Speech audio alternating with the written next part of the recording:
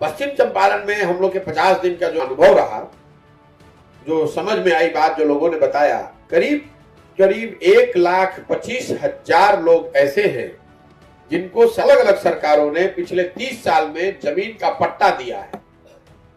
ये बताया गया है कि जमीन ये आपको, चाहे वो सरकारी हो या लैंड सीलिंग से निकाली हुई जमीन हो या भूदान वाली जमीन हो, अलग अलग कैटेगरी की जमीन, लेकिन 1,25,000 परिवार ऐसे हैं जिनके पास जमीन का पट्टा दिया गया है, लेकिन उसमें करीब 90% लोग ऐसे हैं जिनको जमीन का अधिकार आज तक नहीं मिला है।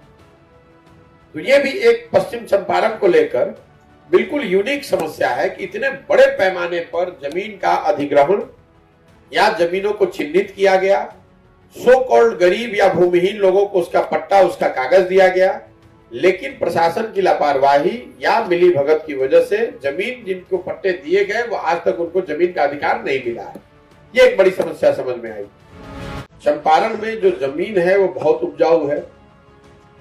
मैं एक पंडोई रिवर वाले एरिया को थोड़ा छोड़ दें, जहां जल जमाव की बड़ी समस्या दिखी, जहां जल जमाव नहीं है, यहाँ या जमीनों के रास्ते बदलने से मसान के एरिया में भी जहां बालू पड़ गया, उसको अगर आप छोड़ दें तो शायद ही कोई एरिया है जहां खेती नहीं हो रही है।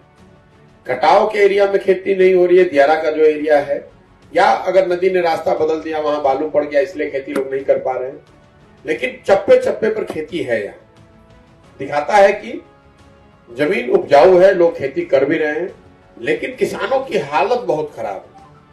एक तो जो खेती करने का जो इनपुट कॉस्ट है वो बहुत ज्यादा है, खाद और बीज का समय पर न मिलना, और जब मिलना भी तो दुगनी और तिगुनी कीमत पर मिलना। जैसे यूरिया के लिए 277 का यूरिया लोगों ने 500 से 1100-1200 रुपए तक इसी जिले में लोगों ने खरीदा है। और लोगों की भलमनसाहत देखिए कि वो पैसे से ज्यादा इस बात का कंप्लेन करते हैं कि साहब पैसा तो लग रहा है, सबसे ज्यादा दिक्कत है कि जब जरूरत है तब उस पैसे पर भी नहीं मिल रहा है।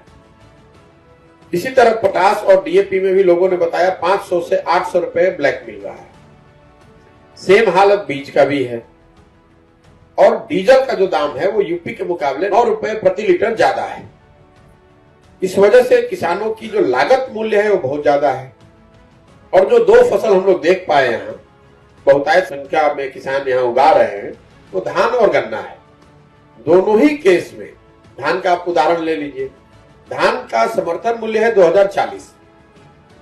अभी तक जितने भी किसानों से मैं मिला हूं, जितने गांवों में मैं गया, कोई भी आदमी ऐसा नहीं मिला जो 1200, 1300, 1400 रुपए से ज्यादा में धान बेचा हो। और ये आश्चर्य की बात है, क्योंकि पूर्वी चंपारण के कुछ लोग जो मेरे से मिलने आए वो बता रहे हैं कि वो भी 1400 रुपए से ऊपर के धान में बेच रहे हैं। और पश्चिमी चंपारण में, जो कि एकदम बगल का लगता जिला है, यहाँ 1100, 1150, 1200 में लोग धान बेच रहे हैं।